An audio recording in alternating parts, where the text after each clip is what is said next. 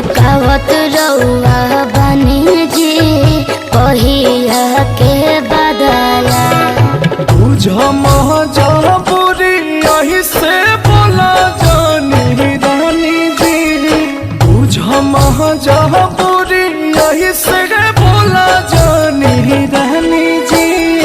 दिलावे जानत बा कि कैसे जिया कहानी जी, दिलावे जानत बा कि कैसे जिया कहानी जी, दिलावे जानत बा।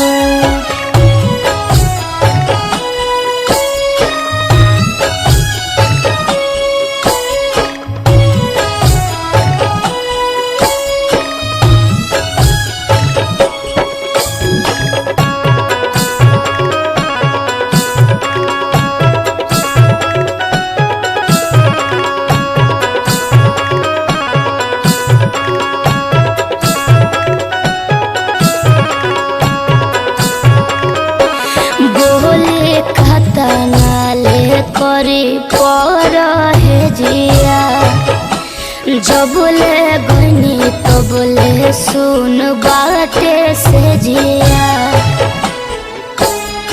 याद आवे पहिला मिलानवा नहीं बिसरे सूरतिया हो, करत रहो से जिया पधानिया सब प्यार वाली बतिया हो। लागता के छूट जाई अब पनी जी, लागता के छूट जाई अब पनी जी कहिया के बदला। झुकावत रउआ बनी जी कहिया के बदला। तोहरे लाझला कानी हम परेशानी जी, तोहरे लाझला कानी हम परेशानी जी। दिलावे जानत बा कि कैसे जिया कहानी जी, दिलावे जानत बा कि कैसे जिया कहानी जी, दिलावे जानत बा।